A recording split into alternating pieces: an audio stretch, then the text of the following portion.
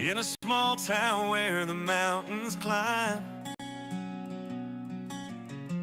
Tiff and the Punisher fight through time against a force that's cold and cruel, trying to save the family's golden rule.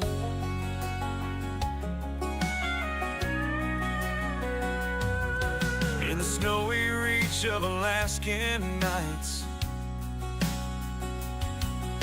Spanish stands tall for everyone's rights,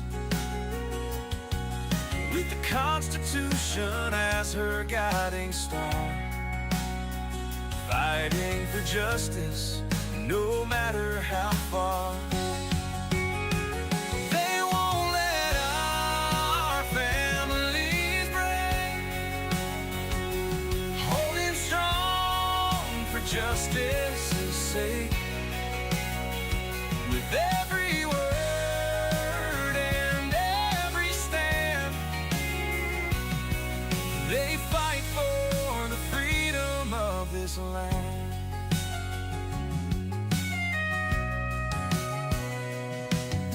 CPS tries to sweep them away, but Tiff and the Punisher are here to stay, reading those rights with hearts so pure, standing their ground so fearless and sure.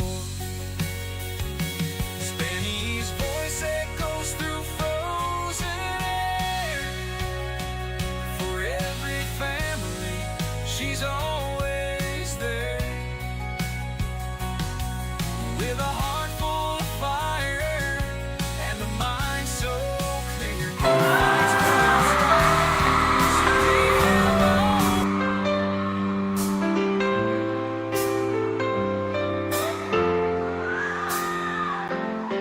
They are taking our kids every day. I shout them in and no one has a thing to say for those who have been isolated.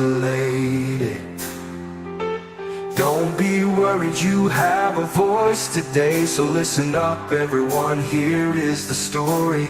Child Protective Services is real. CPS is what they call it. They want our kids because it fills a lot of people's wallet. We all think it won't be us. We say when they come we will be so tough. It all sounds good when there's no one to take them, but when they come, your voice gets to breaking. Stay calm, step away. CPS ain't taking no one today. We are educated. Stay calm, step away. CPS, you need to leave. I know the tricks up your sleeve. You can't do what you're trying to do. We have done our homework. Don't do a damn thing without a warrant. You know the number. We'll steal our kids this way.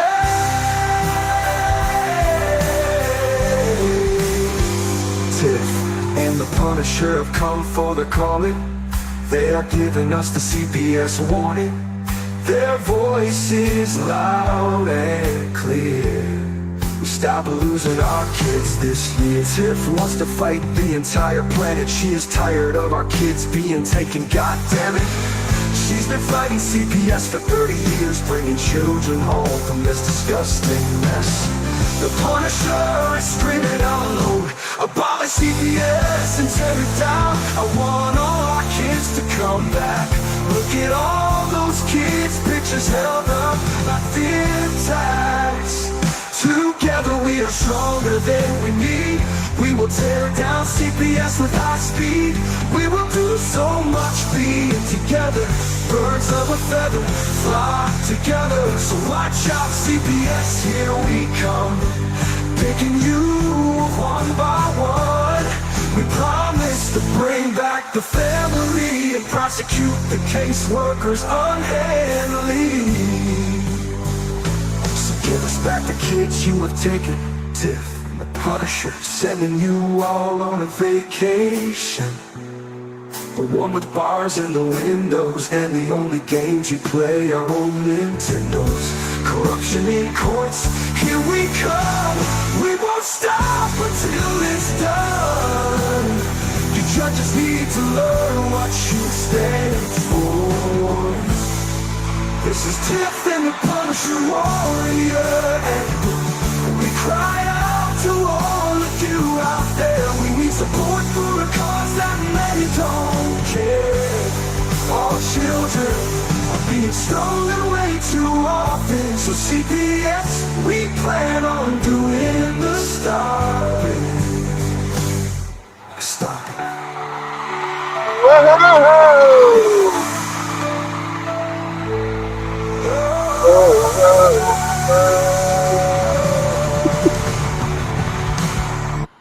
Boom.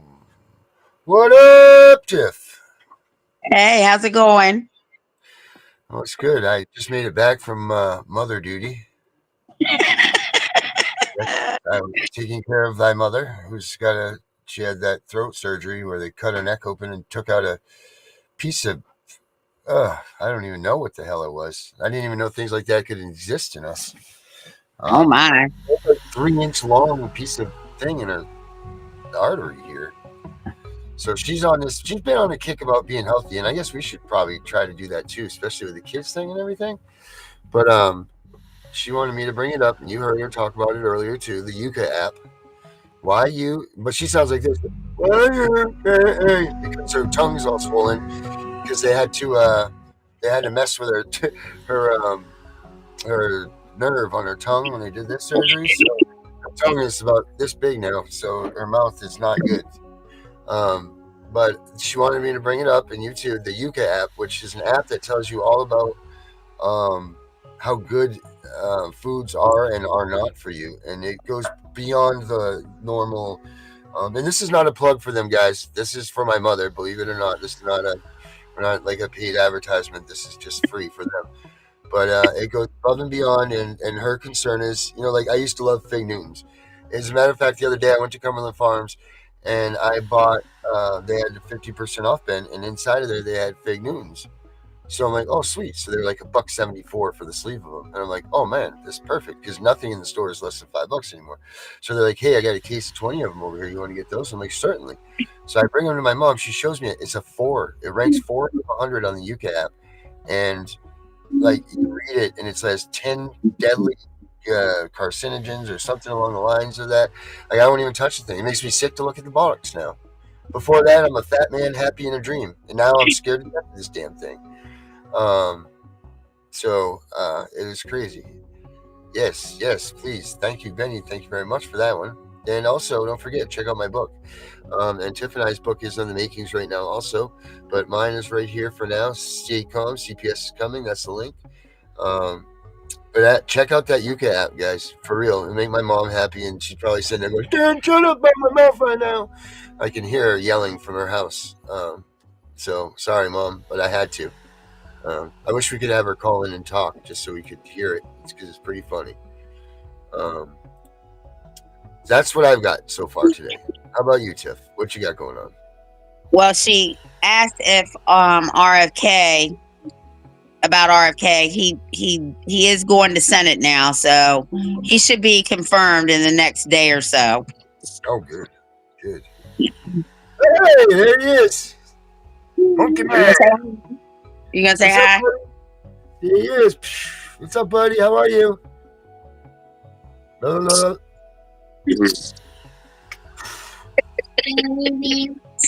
we're not singing. He's singing Baby Shark. Oh, you can sing Baby Shark. Sing Baby Shark. Sing it. Baby Shark.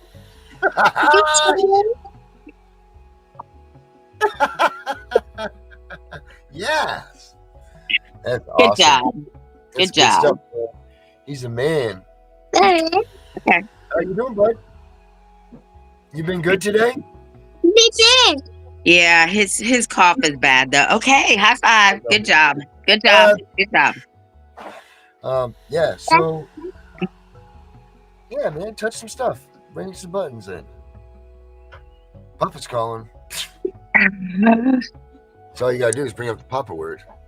Yeah, he's going. I That's said Papa's coming. That's the thing too. Like you don't get to do that a lot anymore as a parent. Like you remember when you were kids, it was, oh, wait till your dad comes home, and your dad might have never laid a finger on you, but you were so scared that you don't know what the possibilities of what your dad could be.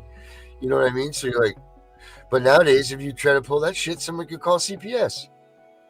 Be like, oh, they're threatening with the father coming home, or they're doing this, and I'm sure that they are doing it. I mean, you have 3 million or 7 million. I don't even remember what the number is for last year of calls that came in. I think it was like 7.4 million calls, which like 88% of those were non even viewable, not even worth their time to even investigate.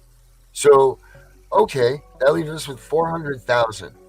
And then of the 400,000 that they possibly maybe got somewhat right, like another 80% of those they're wrong again. And then of course that leaves just a few left that they're going to throw to the wayside in TPR, in which case we know that they're about 90% wrong when they TPR all these parents. I mean, their track record's impeccable on the other side of the field. If they were for the biggest waste of money, space, time, resources, life, all of that stuff, they would have this thing hands down. Hands down. No doubt. But no, they're trying to save that one kid that they miss every city, every state, every town, because the kid's not adoptable because he's really getting beat and abused, and his parents are really drug addicts, and they're running around in the streets naked with heroin needles coming out of them. We don't want that kid because that kid's not going to get us any money, and we'll get the money from him on Medicaid anyway. That's the way that works. So, two things. Okay. He's singing Baby Shark again. Anyway, he's a good man.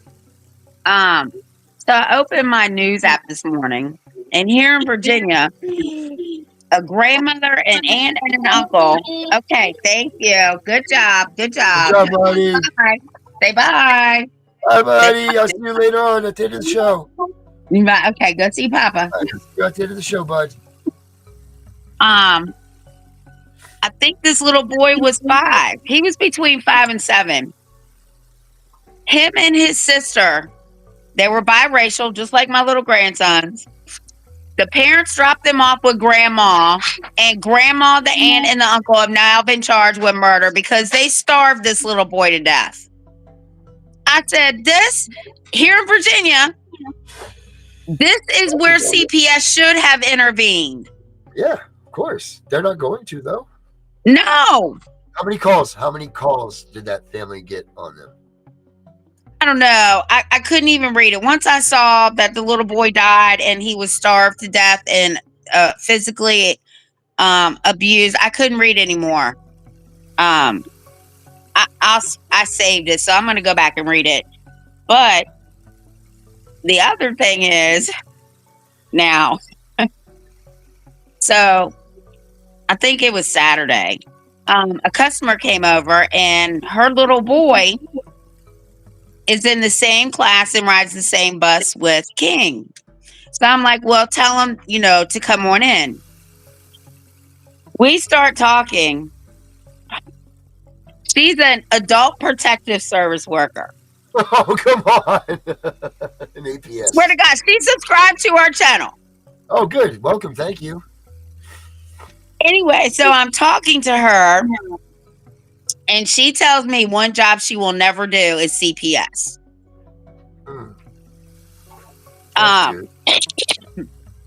She told me that in another county, like 2 counties over from me, CPS got a call because the mom was a nurse and she went to spank her child with the belt.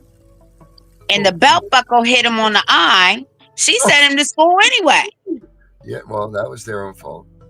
Right. Well, teacher called CPS. She said she should have went out on this call with her. Because when she came back, because the the mom was a nurse, so she already knew, I don't have to talk to you. You're not coming in my house. Whatever. So she said this was one call she should have went out on, because now it was, oh my God, she's braiding the little girl's hair too tight. She just made up all kinds of excuses to get Yep. these children out of the house. And none of them which are imminent danger. Correct. So this is what I told her. She learned a lot from me. Trust me. Good man. Good. I said, first of all, we are a corporal punishment state. It does not matter if there is a mark on the child in Virginia, because the Virginia Supreme Court has said the punishment must fit the crime. We are a corporal punishment state. Mm-hmm. So everybody needs to find out if their state is a corporal punishment state, because if it is, it does not matter as long as the punishment fits the crime. So yeah, she subscribed to our channel. So trust me, she's going to be learning a lot. This is what I said. I said, now you need to take our show into your office and into the CPS office and tell them these people right here are about to take your ass down. Mm-hmm. That's what I told her to do. Hell yeah, do it. Pump us up. Yep. It up. Yep. So, good idea. Wow, that's crazy. Absolutely. Yep.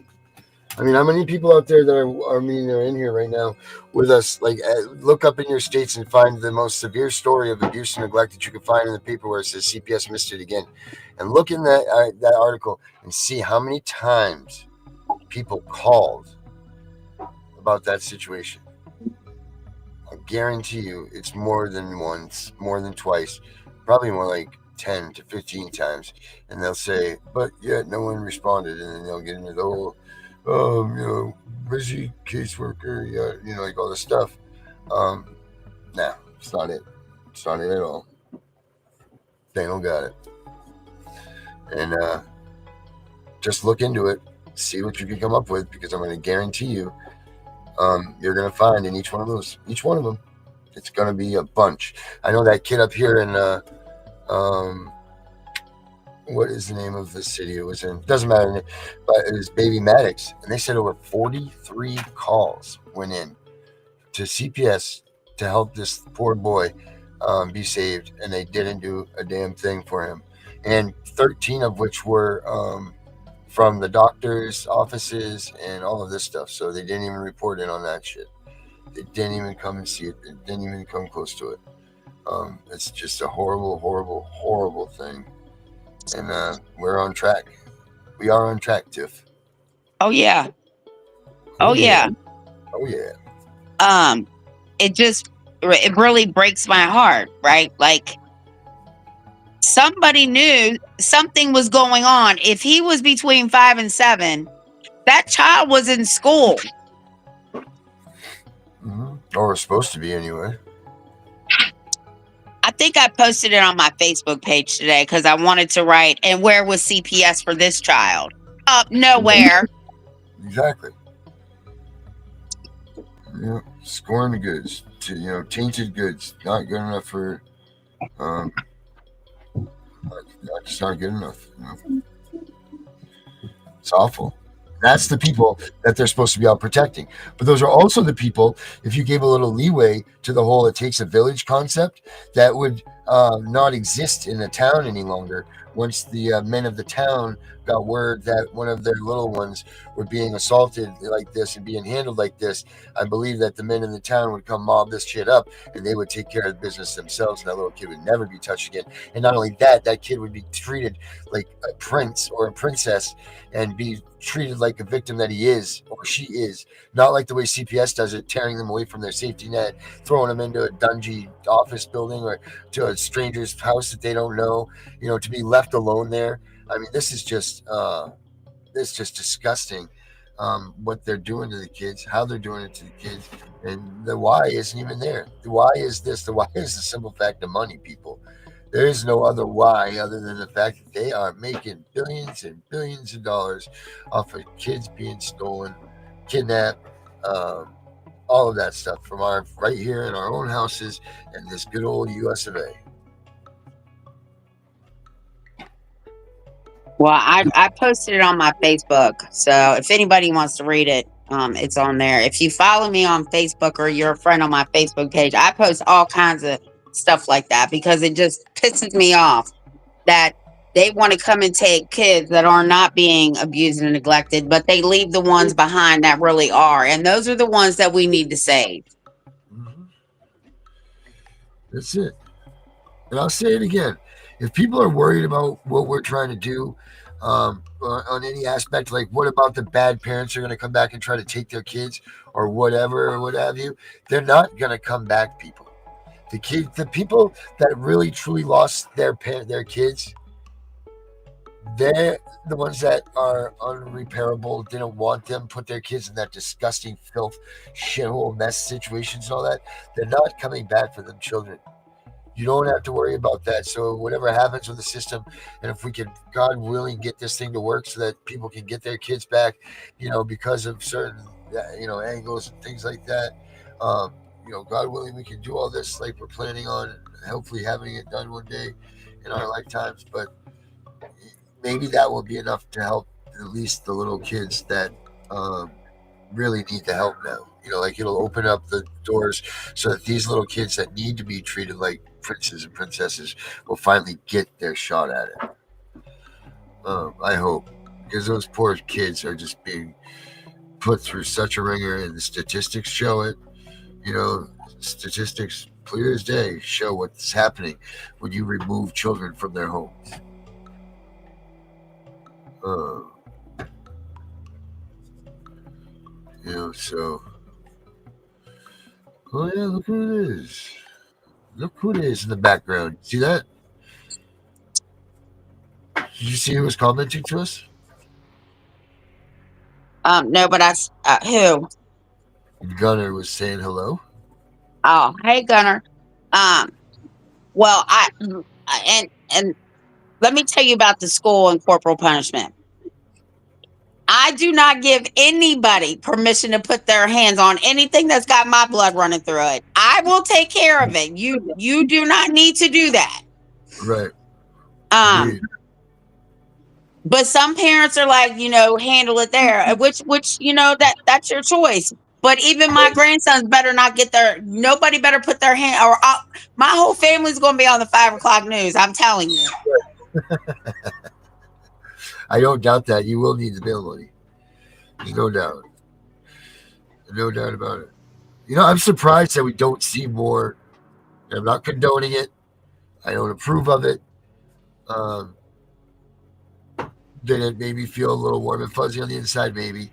But the caseworker that got choked out by that gentleman at his office. I mean, first of all, let's get this right. That dude didn't just stand up and choke this guy out for no reason. Psychopath, maybe he is, but this was not just a isolated incident of an attack on a caseworker. This man pushed this father to the brink of something that he felt that he had to do something so terrible.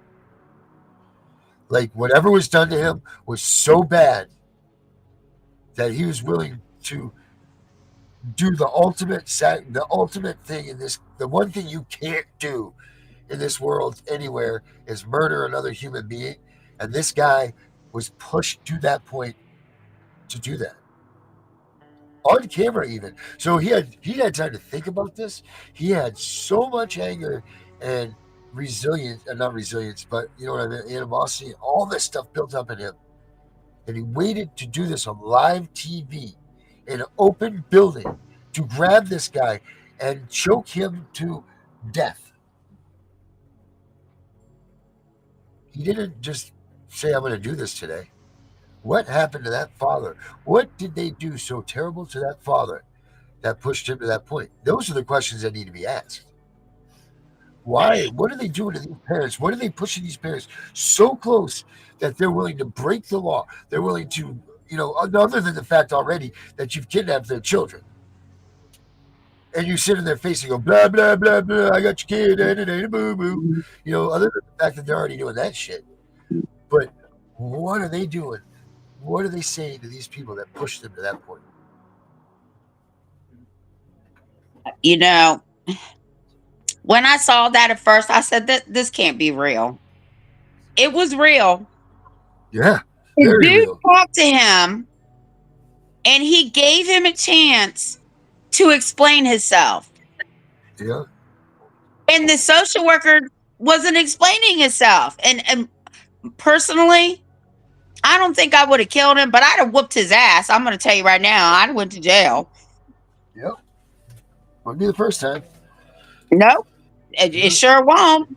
right. So this is it. Like, how many parents out here that were watching us have even had those thoughts cross their mind? Because this can't be a stable thing for parents to do this to them. I mean, the kids are the victim ultimately at the end of the day. The kids are the number one victim in this situation, hands down. But to the parents, what they're doing to the parents isn't natural. It isn't right. It isn't anything. And the stress that you go through as a parent when they're telling you, no, you can't do this with your kid. Like you went from having all the freedoms in the world to raising your child to to all of this stuff, to them telling you to pick and choose what you can and can't do. You can say, you can see it say, instant right into the Gestapo land, you know. But that's the things that need to be brought up. Everybody was talking the same story over and over and over. But what did the caseworkers do to you that pushed you so hard that you were willing to sacrifice your life and the life of your family? You were getting ready to eliminate all of everything else to bring justice to something that you felt was greater than the reunification of your family. I mean, there's It's something to all be. part of it, though. It's all part of it. It's meant to mentally break you down. But what they're doing is they're playing a dangerous game because now that's two caseworkers that have been murdered by a parent whose child was taken from them. Right. So I don't know, CPS. Tread lightly and be safe, I guess. I will say that to them because I don't want to hear anybody get murdered and killed or none of that stuff. I don't condone that. I don't want that. I don't, like there's none of that. But caseworkers, you need this time to smarten up a little bit because people are not just getting pissed, not only because of this, but because of a lot of other things. Like Americans are waking up. They're seeing the suppression. They're seeing the offsetting of the balances here. They're seeing, and say what you will, but the T man, he's rallying people up. He is inciting something. What he wants to incite, I'm not sure yet. I can see the direction he wants to go to incite this, but he's definitely building us up for something. And I think it's not going to stop until this stuff is cleared up. Because you have millions and millions of people that are screaming about this stuff. And they're finally coming out because of, and I'll scratch our backs a little bit because of this or tap our backs because it's because of what we do on this channel and on our shows to get people out there to be able to, have a voice with us and to be able to talk with, everybody's shows on here and all of this stuff. And if everybody else is following suit, good for you. Thank you. Good. I'm glad. Awesome. Keep this up. But let's unite this stuff and let's get bigger because the bigger we get, the scarier they get. So, and that's how I feel about all that anyway. Yeah, well, they don't like me here because Yeah, I don't care. I've already told them. I yeah, wish a bitch would come back to my house again and find out because it's not going to go down like you think. yeah. I promise you that. You should have got your first lesson when I whooped your ass the first couple times. The only thing is, they don't know that I was behind all the other stuff. Well, they might now, but yeah, no. I wish a bitch would. I wish, because this time, the third time I tell you get off my property and you don't go, somebody's leaving in the cop car, the ambulance, Mm-hmm. and it's probably going to be me. I don't know. I don't know. I mean, do you think that police are starting to wake up to this stuff? Do you think, how do we get the police involved in this? Well, the first thing we have to do is break that chain between them and CPS because, oh my God, I was so appalled one day. I opened the newspaper and the sheriff and the director of CPS were hand in hand talking about all these things they're going to be doing together. I almost puked. Mm-hmm. Yep. Yeah. Trying to show that unity and all that other junk that they're trying to show.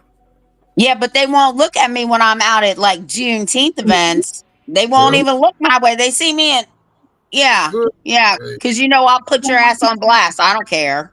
Yep. Yeah, no doubt about that one.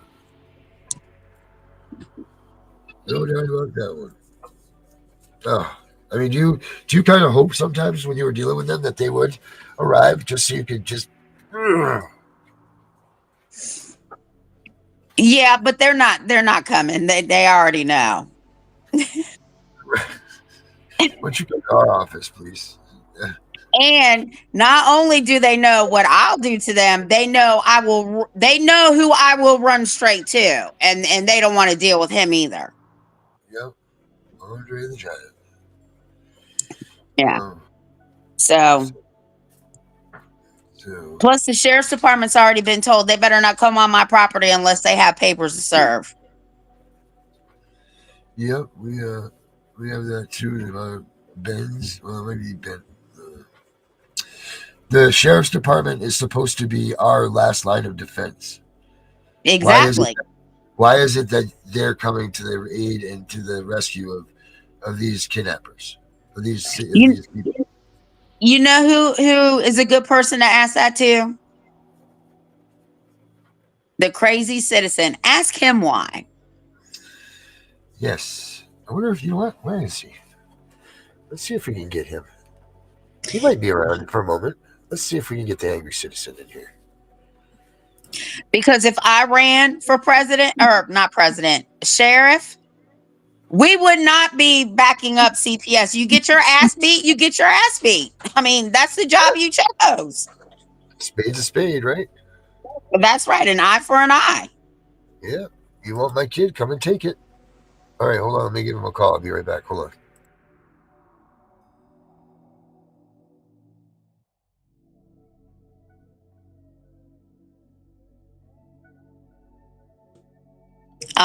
Yes, Christopher, I believe that you are right.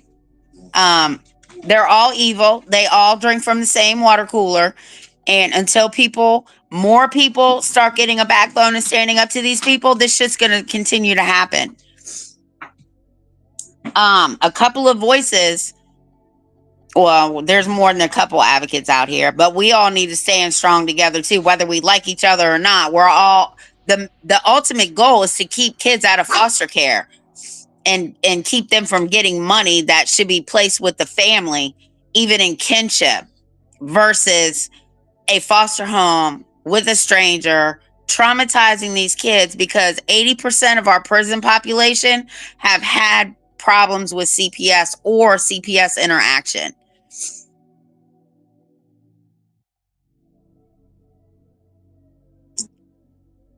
And we do need to change the mandated reporter laws. But this is what people don't understand. Before we can get policies changed, we have to get laws changed because once the laws are changed, they fix their policies to match the laws, or they're supposed to. God knows they do whatever they want to do. Yeah, I don't know what he's doing. He's just standing behind me right now. Microphone. We got the angry citizen. He's coming in for a minute with us. Oh, good. Ask him that question. I'm gonna hold on. We got to get the link here so we can send him in with us. The invite link here. Let me give it to Mr. Citizen. Angry Citizen. My man, the angry citizen. He's amazing, guys. I don't know how many of you guys have ever caught the angry citizen on here. I've seen him on any of our shows. He's freaking awesome. He is balls, man. This guy is he's it. He's what it and he's all over the place. He's on BitChute, he's on a bunch of places. but he's freaking awesome. All right, there's his. I love him, my buddy Dana, man. I've known him for a couple years now. We've never met in person or anything, but we've attempted to, but never has happened. And he lives like 2 hours away from here. Lives up there too. Yeah, he's up here too. You know, he does these American freedom rallies in the summer. Every summer, I think he's on like his third or fourth one. I think there's a fourth one right now. Um, but he does quite a bit, and he gets all these speakers to come from all over the the country and stuff. It's pretty amazing what he puts together, all about constitutional stuff. Oh, Yeah, he's right up your alley there, Tiff. yes, he is. So here we go. Let's see. I sent him the links. He said he'll be right here. So yeah, the question was, do you remember what the question was? You said the sheriff is our very last defense. Right, the sheriffs are our last line of defense. So why is it that they're not? All right, is he in? All right, here we are. There we go. Sounds to me like we got an angry citizen in the house. No, we got Gunner waiting back there. Gunner wants to come in here. Gunner, you want in too? Let's get the citizen in and then we'll take Gunner in for a minute. Let's see. Mr. Citizen, come on. Or we take Gunner in for a second while we wait for Dana, I guess. Have Gunner have a little pre-up. We haven't seen Gunner in a minute. Let's do this here. Oh, there we go. We got a citizen first. We've only got the citizen for a second, so Gunner, stand tight. Let's get Mr. Dana in here. As soon as he's ready, get the thumbs up from Mr. Angry Citizen. We'll let him in. Let's get ready to rumble. The one, here he is, everybody. The man himself, the Angry Citizen. What is up, Dana? Injustice is rampant, but accountability's coming, my friend. Trust me, it's coming. We were talking about the sheriffs are supposed to be our last line of defense, right? Isn't that their rule? Kind of first and last. I mean,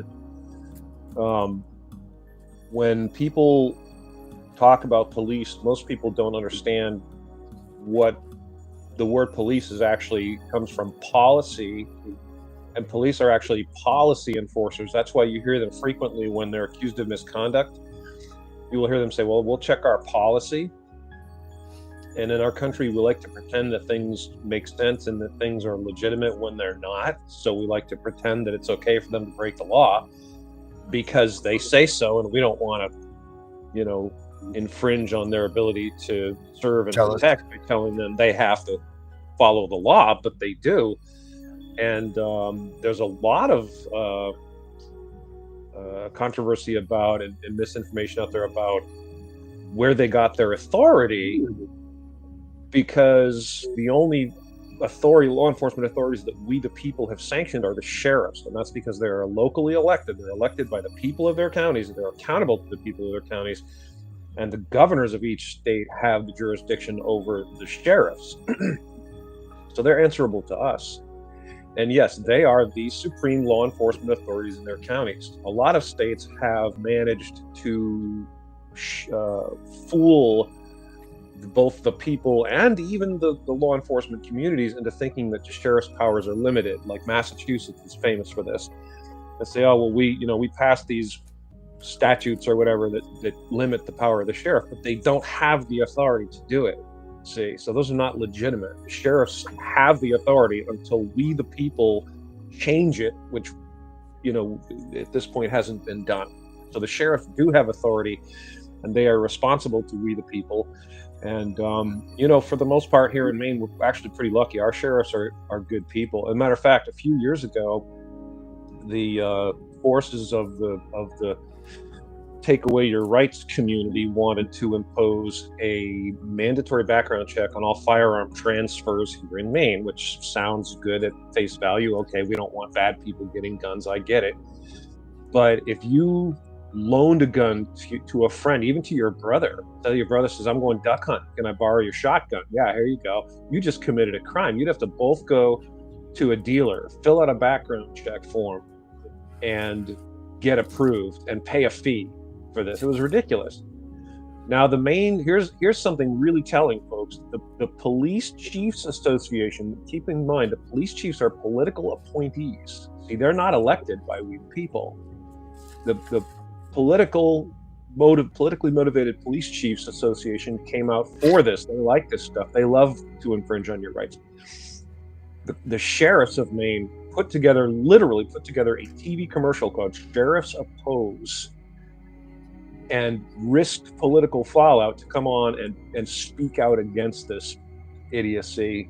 And that takes a lot of, because they don't get much for that, and sheriffs that do the right thing are often not rewarded for doing the right thing.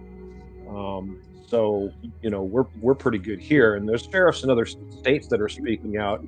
I did a podcast with a sheriff in Michigan, Barry County, Michigan. His name is Sheriff Darleaf. And when all these ridiculous lockdowns and mandates were foisted upon we the people, he spoke out. He was one of the only sheriffs in the entire country that spoke out and said, this is unconstitutional. Governors don't have the authority to order you to stay in your home or to close your business. They have no authority to do that. He spoke out. Of course, he got in big trouble for it. Political fallout was heavy. But, the premise is pretty straightforward, man. The rights of the people are protected by the sheriff. Their sheriff is lawfully elected by we the people to protect our rights. And, they swear an oath to uphold and defend the Constitution of the United States against all enemies, foreign and domestic. And that relationship immediately excludes the power mongers, the federal power mongers. Sheriff can arrest anyone. Sheriff can arrest a federal agent. Any federal agent sets foot in his county, and as soon as he commits any kind of a crime, he can arrest him. That's Secret Service agents, FBI agents, CIA operatives, anyone. CPS agents? Yes. So when we see CPS come to the house, and these parents are screaming, and there's no active warrants, there's nothing's set up right. These sheriffs, they're kind of under the obligation to do the right thing, right? Yep, absolutely. Yeah. And the right thing would be arrest these people that are trying to take the kids and move them off the property, right? Yeah, well, they can, if they show up on your property, you can tell them to leave, and if they don't leave, you can call the sheriff and say you have trespassers on your property, and the sheriff can come and arrest them. And if they actually take your child, which is again kidnapping, they dress it up in with a bogus lawful pretense that actually doesn't exist, claim they have authority they don't have, take your child, it's kidnapping. And yes, the sheriff actually could lawfully arrest the agents that did this and charge them with kidnapping. But the challenges of getting the sheriffs to do such things are becoming more and more. I mean, the challenges of trying to unite and work with these sheriffs and try to promote the sheriffs back to greatness, I guess, make the sheriffs great again. Right? Like, did that be a movement that, tell everybody what you were trying to do when you were trying to bring the sheriffs back. Yeah, I actually created an online forum, like a bulletin board type forum, that was available only to sheriffs, exclusively to America's sheriffs. It's America's constitutional sheriffs.org. And unfortunately, it hasn't really gone anywhere. And this is largely because sheriffs, no one's really using it. And if others aren't using it, it's hard to persuade them to be, the first ones to use it. But it gives us, we the people, a backbone of our sheriffs, because the sheriffs can talk to each other and they can help each other and assure each other, when one sheriff, and a lot of sheriffs don't actually know their authority. And this is no offense to sheriffs. Keep in mind, the sheriff only needs to get elected. They don't even need to really be qualified. All they have to do is persuade people to vote for them and they get elected. So a lot of the sheriffs, which typically sheriffs are people that are in law enforcement in some way, people don't usually run for sheriff if they're not involved in enforcement. But they don't know their own authority. They don't realize the extent of their authority because they've never been told. And this information, like, you and I have discussed many times, Darren, how this information is obscured, it's hidden, it's the powers that be, the more that the tyrants at the top want power, the less they want us to know our rights and know especially lawful defenses that we have, like our relationship with our sheriffs. So, but that's something that's sacred, and everyone in America should be really focusing on that, cultivating on that, and holding sheriffs accountable if they violate their oaths, don't do their jobs, and rewarding the ones that do their jobs. And especially if they're under fire, political fire, for doing the right thing, they need our support immediately to come and say, no, we support you. Thank you for doing that. And you know, you'll always have our support as long as you do your job and honor your oath. So what do you do with the sheriff that doesn't like you because you know your rights, and you pretty much told him, you better not do that, or that will be the last time you ever do that, I promise you? What do you do with the sheriff that doesn't like you?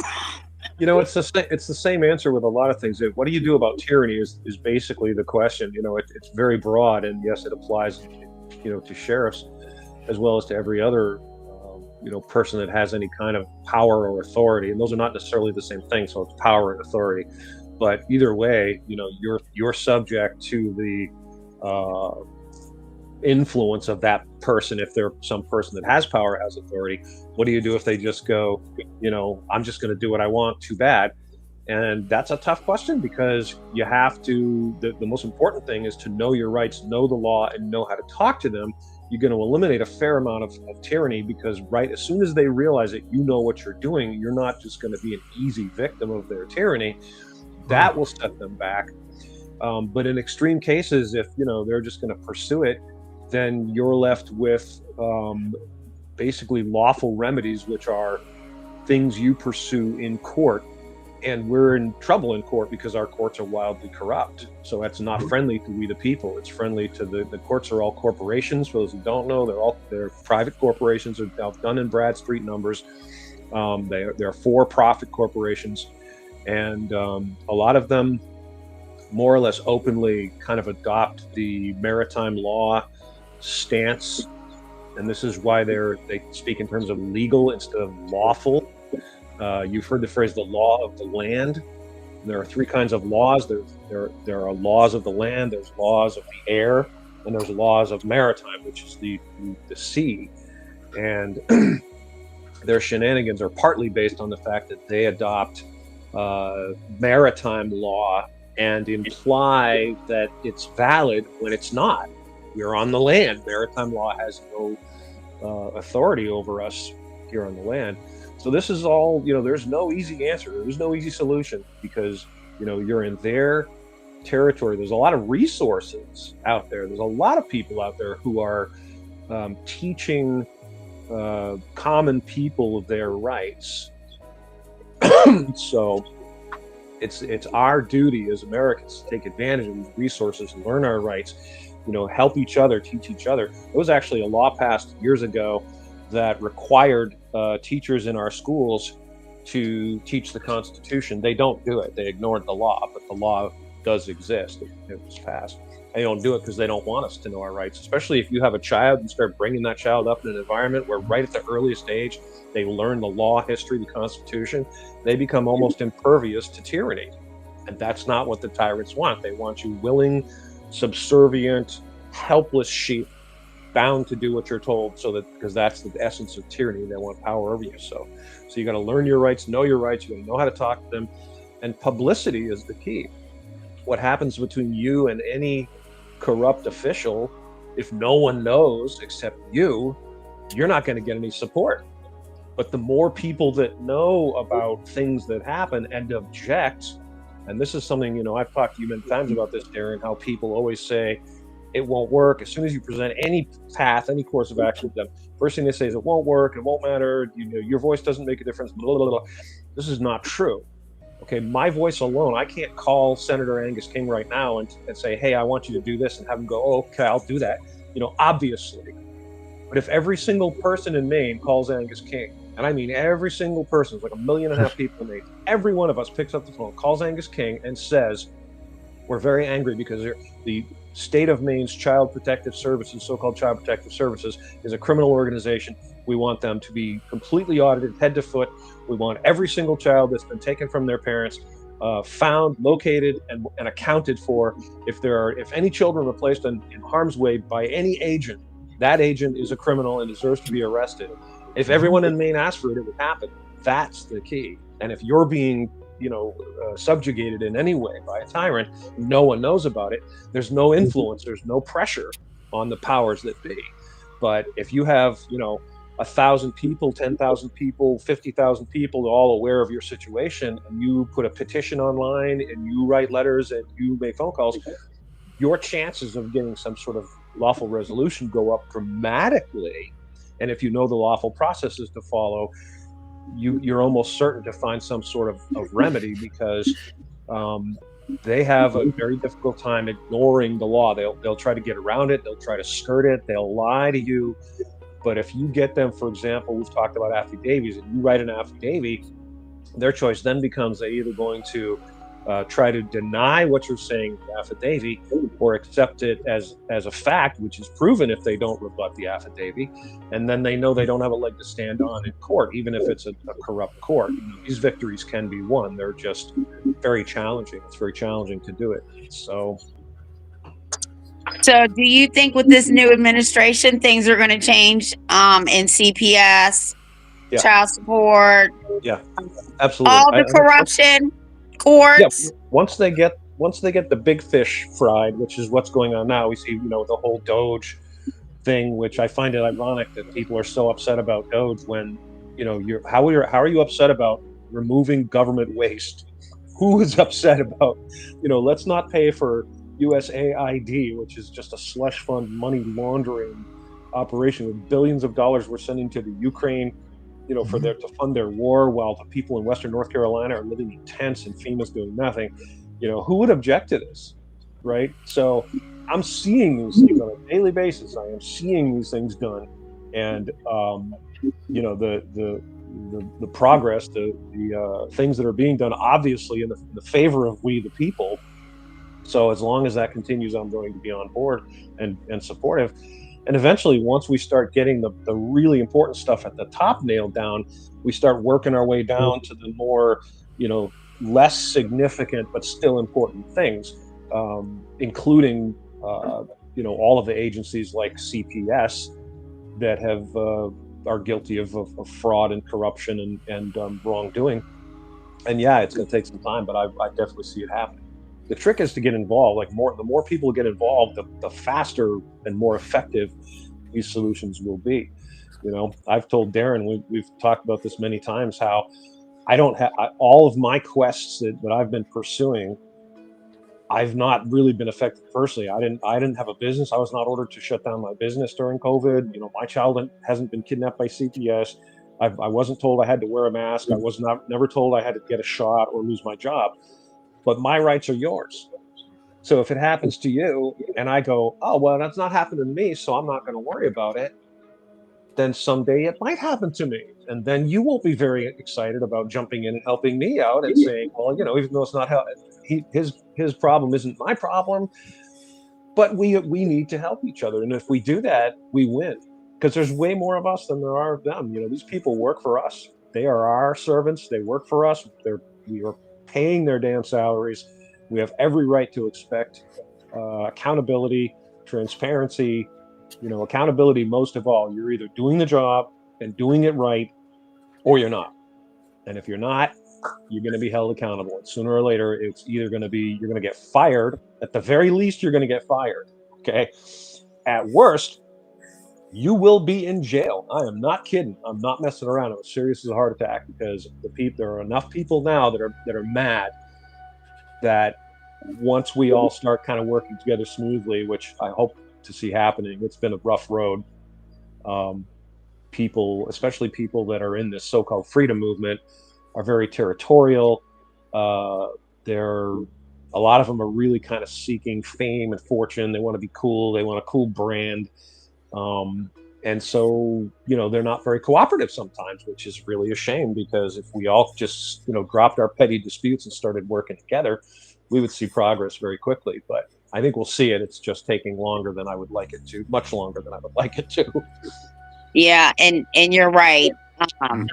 Other advocates they get mad or they get jealous or whatever the case may be, and that defeats the whole purpose, right? Because we only have one goal, and that's to keep kids out of the system and to get some accountability. But you can't do that when other people are mad and they're talking about this and they're doing. It's ridiculous to me. Yep.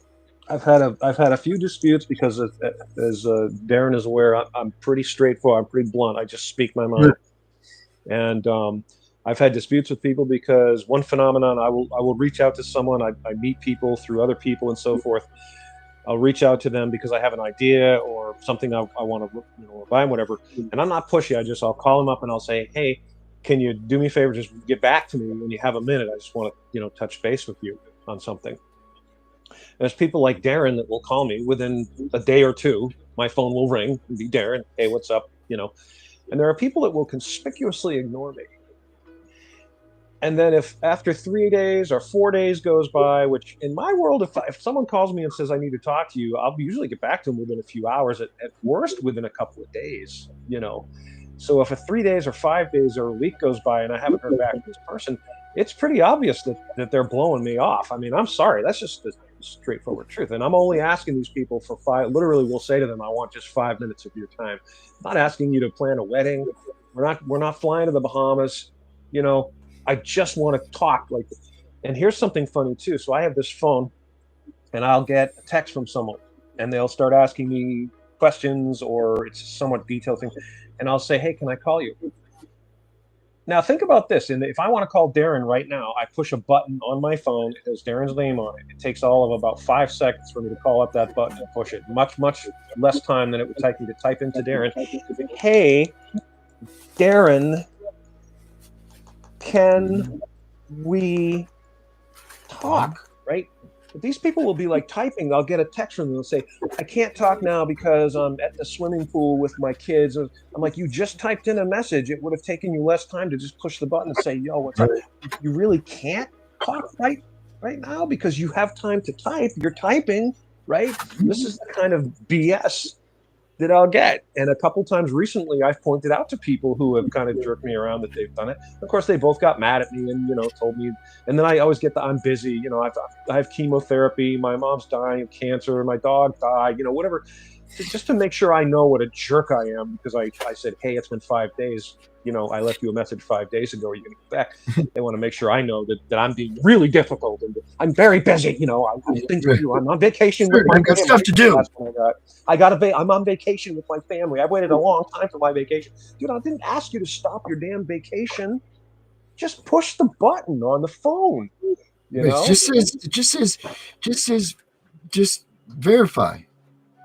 So it's crazy. So yeah, I don't like that either. I don't like that either. Like I'll call Darren and he sleeps some weird hours. So I'm like, you know what? Just call me when you can. Mm-hmm. That's what I get. That's what I do. I'll call him. I'll leave him a message. Just give me a call whenever you can. Leave a minute. Nothing important. I just want to talk for 5 minutes, whatever. 2 days, 3 days, 5 days. A week goes by. The last time I called this guy, that's the most recent one I've offended a few. So take a number. And he texts me after I call, leave him a message, give me a call when you have a chance. He texts me, he says, I can't talk right now. I'm in the middle of blah, blah, blah. I'm like, dude, that's literally why they have voicemail. That is literally why I left you a voicemail. I don't need you to text me and tell me you can't talk now. I didn't ask you to talk to me right now. So this is what I run into and try to work with groups all across the country. I've worked with groups from in Oregon, in California, in Texas, in Pennsylvania. Did a podcast with a guy in Pennsylvania who's working on election fraud down there, and it looks like he's going to be getting some accountability pretty soon. I've literally got video of people destroying records in the voting centers. Okay, I called him 2-3 weeks ago, left him a message. Hey, I want to touch base, follow up with you. Didn't hear from him. Called him again, left another message. Hey man, I know you're busy. Just want to touch base if you could. Just whenever you have time, reach out. It's been 2 weeks now. I don't think he's going to call me. Maybe he will call me. I don't know. So yeah, we have my enemies a lot less grief than my allies, because my enemies, I know where they stand. Right, I know what they're trying to do. They're right apparent in front of me. But my allies, you never know. The people that are, or people that pretend to be your allies, and they're always, concerned about. Usually, it's concern about fame and glory. Whose idea is it? Whose name is on it? They always want to slide their name into the podcast. Be sure to mention that Bob Smith from ABC Liberty Movement, says hi. Well, that's your way of getting your name in on, fame and glory. So I'm so glad I'm not like that. I am like, no, I won't even if I help somebody, this is how I am. I will help somebody and they will be like, thank you so much. I appreciate you. I said, I didn't do anything. I just gave you the information. That's it. That's all I did. I gave you the information.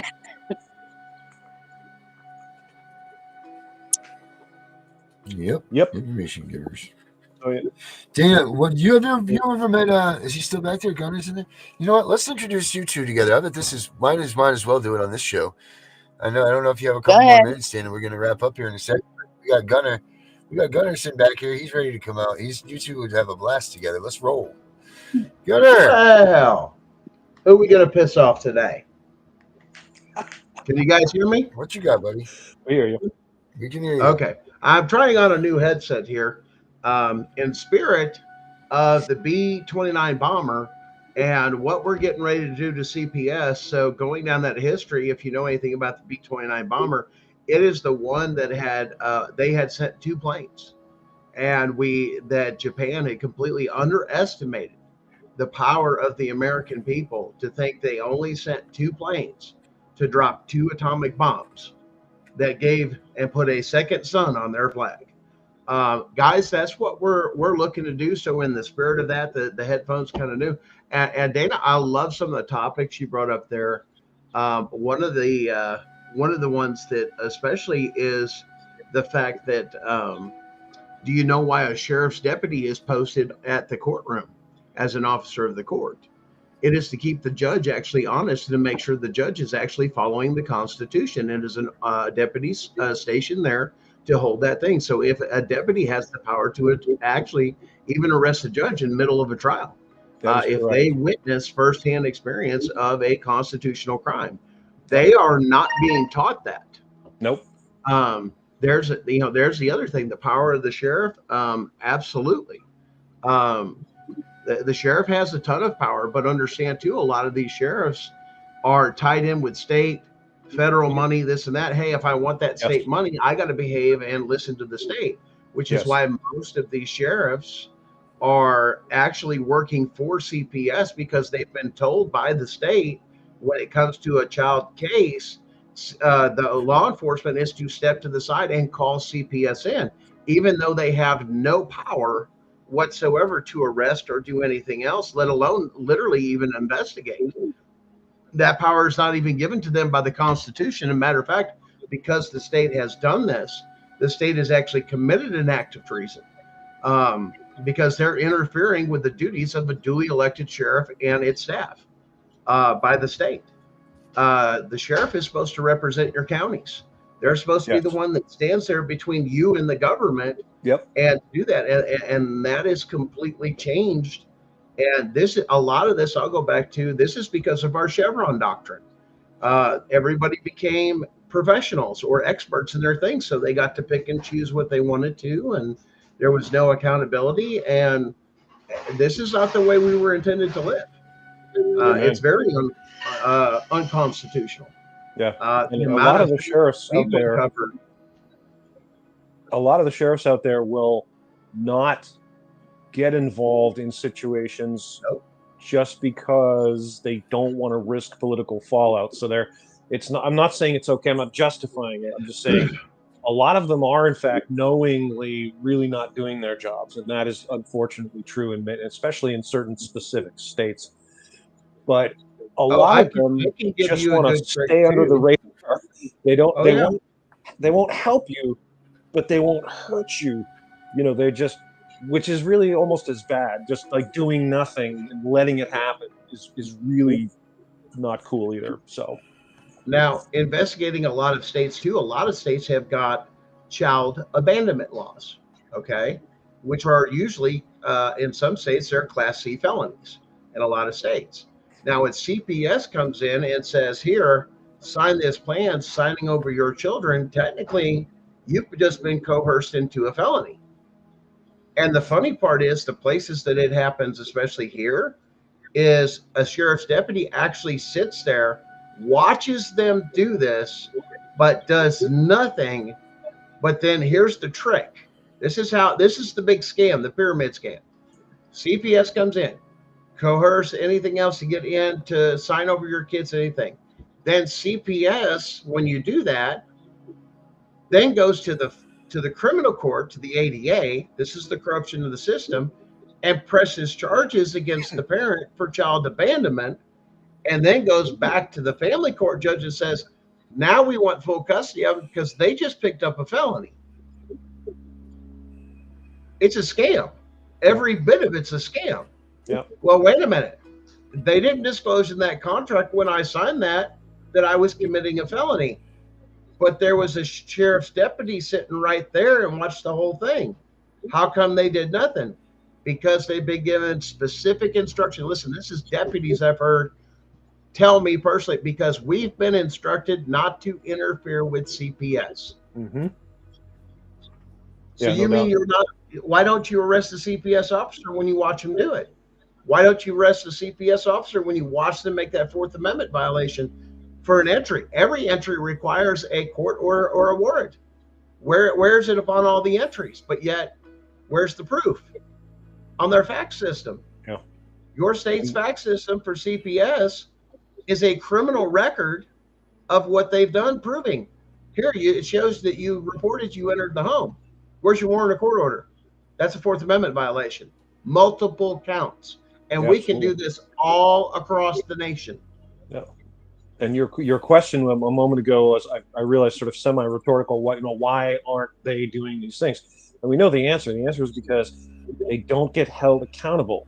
If you're able to commit a crime or ignore your duty, your lawful duty, and nothing bad happens to you, it's the same reason the cops speed. I have a sheriff's deputy here in Maine who goes tearing by me like I'm standing still on my way to work. Yep. Who's going to stop him, right? So that's what we have to do, and it's going to be hard at first because getting the first few to go, you're bucking the whole system, and they're pushing back against you because it opens up a huge can of worms. See, now we've got all these crimes that have been committed that we now know are in fact crimes. It's been acknowledged they're crimes. Yes. So how do we deal with this? We've begged our politicians. We've done petitions. We've done this. Where do we get accountability? In a federal courtroom. Oh, it's coming. Needs to be exposed. Oh, I know. It's coming because we're working on it, aren't we, Darren? Well, that's the thing. The whole government. That's exactly what we're doing. The whole government has been flipped upside down, turned inside out, and the shit is getting ready to come down all the way to the states. Oh, they're freaking out over the USAID. For those of you who do not know what USAID is, USAID is not US aid. That they did that. It's a clever little ploy they did. They're just money laundering, and the stuff they've done. And if you want to hear about this, the best place is Dan Bongino. Go to rumble.com/Bongino, and this guy has absolutely clearly organized this information. He'll tell you exactly what has been paid for with your money, your tax dollars. Transgender operas in other countries. I mean, I'm serious, dude. This is not us helping the poor and the privileged of other countries. This is a slush fund, a giant slush fund. It's absolutely shameful, and they're panicked now because they're going to be exposed. And half the money that we supposedly sent to Ukraine is now missing, folks. Did you know that? So my husband told me that. He said Ukraine said they couldn't find like $1 trillion or something. Yeah, it's like something like. Oh, whoops, we lost that. Sorry about that. $50 billion or $70 billion, I think was the amount. It's supposedly they're just going, oh gosh, we don't even know where it is. And Trump's on this, he's going to, track it down. And it's funny, I hear a lot of people complaining about Elon Musk, and I'm thinking to myself, why would you complain about Elon Musk? He's clearly very capable. He's a smart man. He's made himself into a billionaire. He's running Tesla. He's running X. He bought Twitcher. He bought Twitter, and now I can say whatever I want on Twitter. I no longer have my stuff taken down. No one's cracking the whip saying you're not allowed to say that. And so along comes Donald Trump. He says, you seem like the guy that would be really good at creating more efficiency in processes and systems as a very successful businessman. I'm going to put you in charge of that. Well, good. Who would object? Why would you not want this to happen? Everyone should be supporting this. And we will, folks. Eventually, we're going to see all these people held accountable. It'll take a while because the corruption is on an epic scale, way worse than most people in America know. Well, But and if half of it, if we knew how to exercise our rights, to be honest, as soon as half of this stuff happened, what do you think our Second Amendment's for? I mean, that's the thing people do not want to take. Oh, well, that's violence. No, it's meant to be violent to stop tyranny. Matter of fact, you're constitutionally protected to use your Second Amendment when your rights are being violated.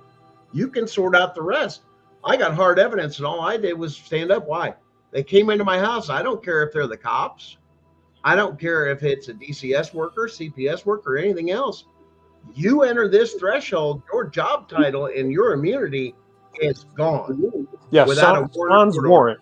Yeah, without a warrant, that's it. I'm not, going to entertain warrant, court order, argument. or emergency. And there's federal case law that establishes this. And there's also federal case law that establishes one is required for each entry and for it to be specific. So these judges that are writing blanket entry orders, those are illegal orders. Yep. They're unconstitutional. Yep.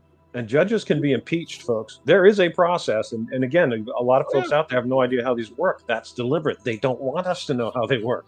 But judges can be impeached. And impeachment is charging them with some sort of crime. And if they have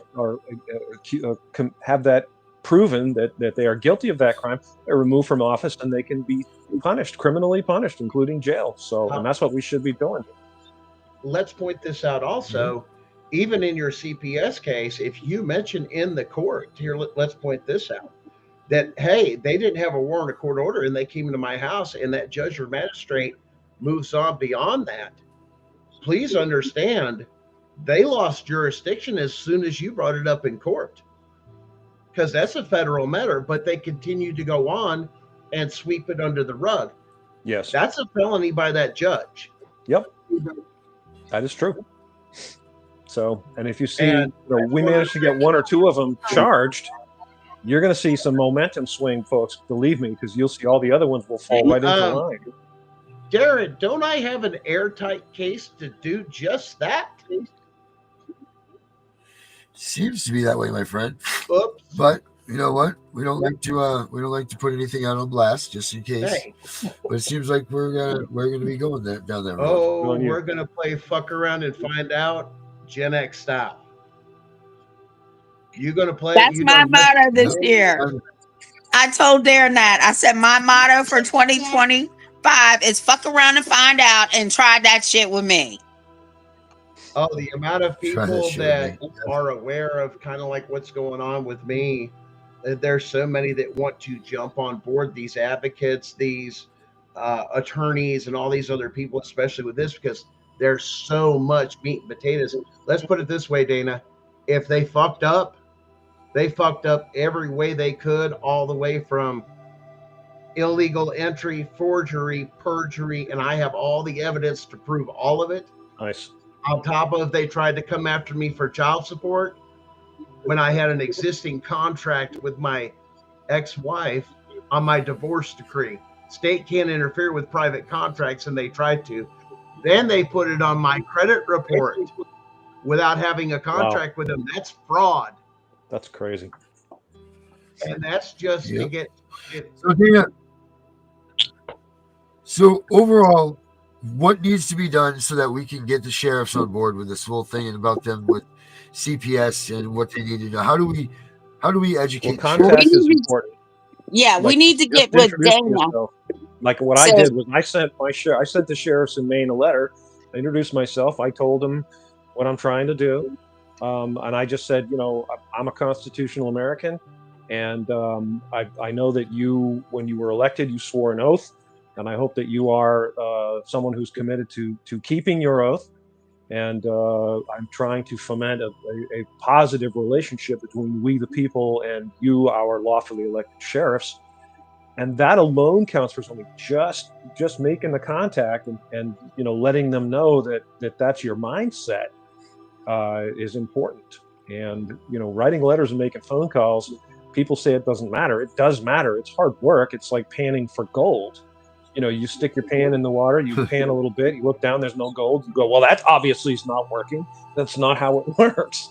It takes time and energy and diligence, and nothing good comes easily. So it's just a war of attrition, slowly pushing back against the influences that are on them, that are telling them not to honor their oaths. We, the people, come at it from the other side, push them, and we say, you will honor your oath, reward them when they do the right thing. If you see at any point, the sheriff is in a news story or whatever, and they're doing something that's worthy of praise, give them a phone call. Say, hey, I just saw this story on, whatever, saw you did this. Thank you. Good job. Keep up the good work. Step one. So hopefully we'll start seeing some victories in court. Getting a hold of their attention, though, is going to have to be in a court system and holding them. Well, that's exactly where I was going. Thank you. Yeah. The next step is a court victory. My case, I tried to report my crimes. They wouldn't even take a police report. The district attorney turned over evidence. They buried it. Yeah, you're talking about mass corruption in your county, to where you're talking about, not all sheriffs are like that. But until we hold one sheriff accountable, yes, and they realize what the pertinency of the case and how it applies across the nation, yep, and we start educating our sheriffs of their true power, there's the problem. Our sheriffs don't know their power. That is correct. They don't know that judge does something, or a deputy witnesses something unconstitutional. Deputy can arrest the judge right there. You're under arrest. Deprivation of rights under color of law. Bam. Yep. A specially trained deputy. Maybe we need to put together a sheriff's teaching class for you. Maybe we need to have a webinar. There's a woman out there who's doing that. You need to teach sheriffs. There's actually a woman out there who's doing that. Her name is Chris Ann Hall. It's KRISANNE. Chris Ann is her first name. Hall, HALL. And she is amazing. If you just do a search, you'll find her very quickly. And she was just talking about birthright citizenship and what that means. There's a lot of misunderstandings. People think you can come here illegally, have a baby, your baby's an American citizen. No. Yep. That's not how birthright citizenship works. Not what the 14th Amendment says. There's a power in the difference between a certificate, birth certificate, and a certificate of live birth. A certificate of live birth, the Catholic Church did this all the way back when, which means you wonder how they get authority over you. When you have, and you listen to these arguments of I'm the living man, that's because when a baby is first born, especially when I was born in a Catholic hospital, I have a certificate of live birth. It means my feet have hit soil before it hit that paper as being part of a port. There's a huge difference in those two type of things legally, federally, which is why they're issuing those things. First thing they do when the baby, they clean it up, what's first thing to do? Get them damn feet and stamp them on that paper. You are now put that. What did that have to do? What did that have to do with the sheriff's thing, though? Where did we go left? Well, that's where it gives them. Well, that's where it gives them the authority. We just went out the door here. That comes down to the court systems. Why do the state courts have authority over you? Because you're part of the corporation and you're not this. Why? Because if you can prove you're a living person, all rules, codes, and statutes are for government only. You can prove you're a living person and do not apply to the people that are living. Well, not only that, the Supreme Court has already said those are not laws. Even if they look like laws, they are not laws. They're codes. They're codes and statutes. Yeah, codes and statutes. Here in America, we did different than England. England works off of common law. They will tell you in the state it's an administrative judge. But our law system is based on common law as well. Statutes and codes for states for what they go through. We do have some common law in the federal level, but on the state level, they only go by statutes and codes. That's the only authority an administrative judge has. And they will tell you that on the record when you challenge them. They don't deal with this. They don't deal with that. Their jurisdiction is statute and codes in the state courtroom. All right, guys, we are way over our time. Hold on, Darren. I'm going to give with Yep. Dana, so we need to do a 3-way call one night or a 4-way call, if whatever. You know what I'm saying. Okay. Yeah. Yeah, we're gonna have a threesome or a foursome, Dana. Sounds Some great. night. What night are you available, Dana? It's hard to say. I'm in the middle of my work week, so I'm sleep deprived, so I'm a little dopey. All right, I'll but shoot you an email email. me. We'll make it happen. Thanks, guys. No, All right. no baby oil, guys. No Thank baby you so oil. much for Just coming stay on, away man. from the D oil. Thank you very much, guys, both of you, for coming in. That was great. We love it. Okay. We'll be Good back to here meet you, same Dana. time, same place Good to tomorrow. meet you, Gunnar. Yeah, good to meet you all. We'll be back again. We'll do it Guys. again. Let's free these fucking Americans, baby. Have a good one, guys. Thanks for coming In on. a small town where the mountains climb, Tiff and the Punisher fight through time against a force that's cold and cruel, trying to save the family's golden rule.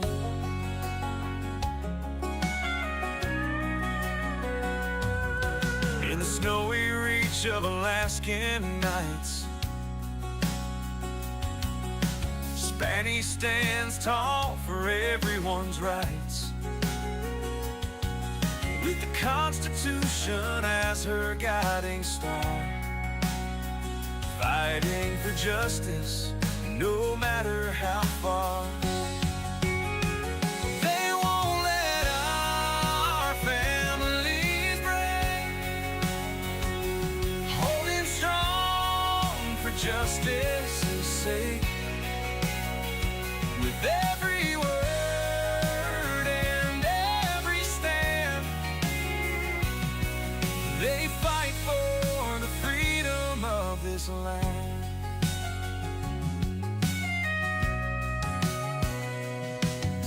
CPS tries to sweep them away,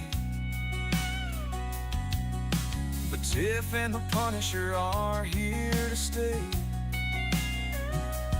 reading those rights with hearts so pure, standing their ground so fearless and sure. Spanish voice echoes through frozen air, for every family she's always there, with a heart full of fire and a mind so clear, fights for what's right, so we have no fear. They won't let our families break, holding strong for justice's sake. With every word and every stand, they fight for the freedom of this land. Go, Brandon!